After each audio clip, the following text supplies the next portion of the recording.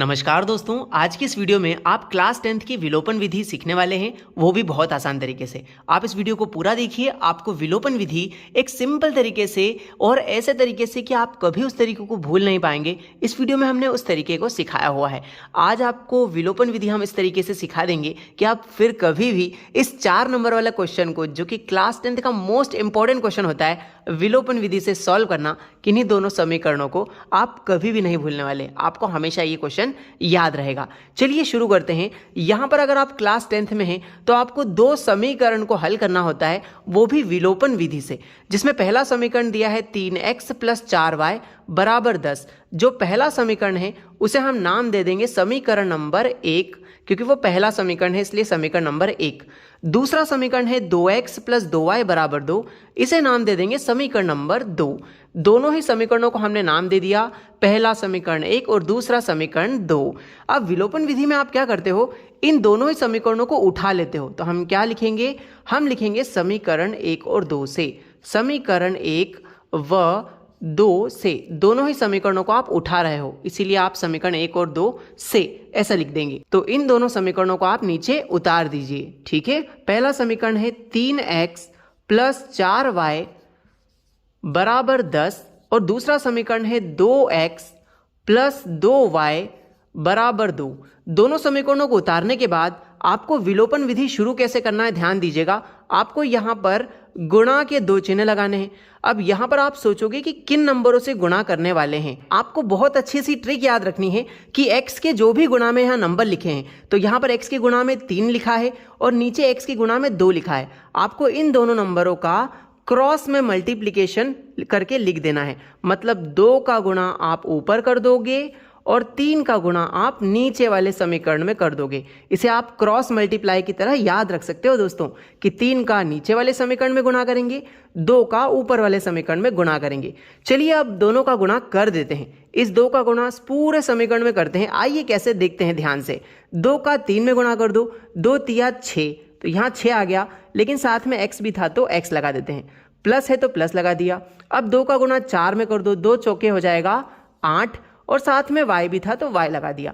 बराबर है तो हमने बराबर वैसा का वैसा ही लिख दिया है। 2 का गुणा आप 10 में करेंगे, 2 धाम हो जाता है 20। अब आपने इस 2 का गुणा इस पूरे समीकरण में कर दिया है। अब उसी प्रकार इस 3 का गुणा भी नीचे वाले समीकरण में कर दो। चलिए करते हैं। 3 का गुणा 2 में करेंगे, 3 दूनी 6 हो जाएगा, लेकिन साथ में x भी था तो आप x भी लिख दीजिए। अब 3 का गुणा 2 में करेंगे तो फिर से 3 दूनी 6 हो जाएगा और साथ में यहाँ y भी था तो y एज इट इज आ जाएगा। बराबर है तो हमने यहाँ बराबर लगा दिया है। अब क्या बचा है, 3 का गुणा 2 में करेंगे, 3 दूनी 6। लीजिए दोस्तों, विलोपन विधि हम क्यों करते हैं, ताकि हम x के जो भी गुणा में नंबर है उन्हें बराबर कर देते हैं। तो यहाँ पर देखिए, x के गुणा में यहाँ भी 6 है, x के गुणा में यहाँ भी 6 है, मतलब आपने x के गुणांकों को बराबर कर दिया। जैसे ही गुणांक बराबर हो जाते हैं, आपको सभी चिन्हों को बदल देना है, यानी आप दोनों समीकरणों को घटा लेते हैं। तो यहाँ लिख देते हैं घटाने पर। घटाने पे क्या होता है, सभी के चिन्ह बदल दिए जाते हैं। प्लस का 6x है तो ये पलट के माइनस का हो जाएगा, प्लस का 6y है तो ये भी बदल के माइनस का 6y हो जाएगा, यहाँ पे प्लस का 6 है तो ये भी माइनस का हो जाएगा। आइए अब इनको सॉल्व कर लेते हैं। प्लस का 6 और माइनस का 6 तो कट जाएंगे, क्योंकि आप जानते हो प्लस माइनस होता है माइनस। 6x में से 6x गए तो 0x बचेगा, मतलब कुछ भी नहीं बचने वाला। आगे बढ़ेंगे। प्लस माइनस, ये नीचे वाले चिन्ह का बहुत अच्छे से ध्यान रखना, क्योंकि नीचे वाला चिन्ह ही आपका पर्सनल चिन्ह हो गया है। अब प्लस माइनस होता है माइनस, यानी आपको घटाना है।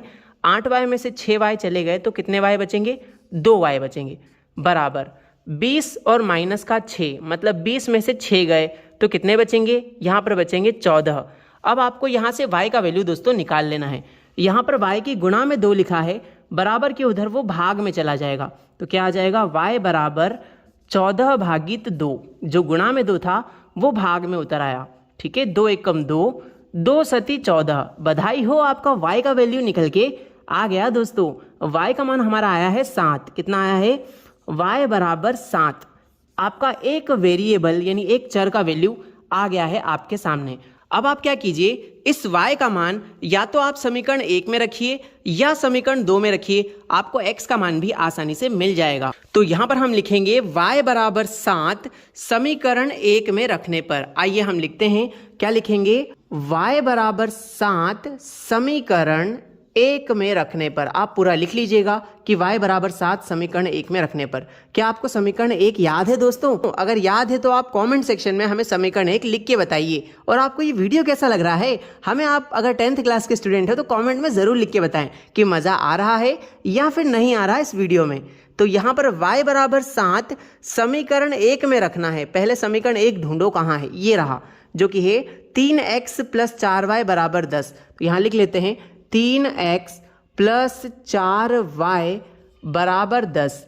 यहाँ पे आप क्या रख रहे हो, y की जगह 7 रख रहे हो। चलिए रखते हैं 3x + 4 गुणा में लिखा है y और y की जगह है 7, तो यहाँ पर 7 रख देते हैं y की जगह पे, बराबर है 10, तो 10 लिख दिया। अब इसको सॉल्व कर लो, आराम से x का मान आ जाएगा। 3x + 4 का 7 में गुणा करो, 4 × 7 = 28 हो जाएगा दोस्तों, बराबर में लिखा है 10। अब देखिए यहाँ लिखा है 3x, तो हम लिख देते हैं 3x, बराबर में चल रहा है 10। अब ये प्लस का 28 है, बराबर के उधर गया तो माइनस का 28 हो जाएगा दोस्तों। 3x तो एज इट इज रहेगा। अब यहाँ पे देखिए 10 में से 28 नहीं घट सकते, तो हम उल्टा करेंगे, 28 में से 10 गए तो यहाँ पर 18 बचेंगे। इन दोनों में बड़ा नंबर कौन, 28 है, जो कि माइनस के साइन के साथ है, तो बड़े अंक का चिन्ह लगेगा माइनस का। ठीक है, अब आगे यहाँ पर 3 गुणा में है, बराबर के उधर 18 के बटे में चला जाएगा, तो आ जाएगा x बराबर -18/3। चलिए अब आप इसको 3 से काट दीजिए, 3 एकम 3, 3 छंग 18, तो यहाँ पर x का वैल्यू निकल के आया है -6।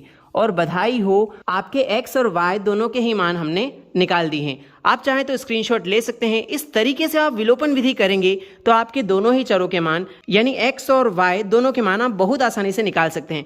आपको यह वीडियो कैसा लगा कमेंट सेक्शन में ज़रूर बताइएगा। आप अगर प्रतिस्थापन और वज्र गुणन यानी एलिमिनेशन मेथड, सब्स्टिट्यूशन मेथड और क्रॉस मल्टीप्लिकेशन मेथड तीनों ही सीखना चाहते हैं तो डिस्क्रिप्शन में हम इन वीडियोज़ के लिंक दे देंगे। 2 चर वाले रैखिक समीकरण हल करने के लिए सारे के सारे क्वेश्चन हम डिस्क्रिप्शन में डाल देते हैं दोस्तों। थैंक यू सो मच आपका वीडियो देखने के लिए।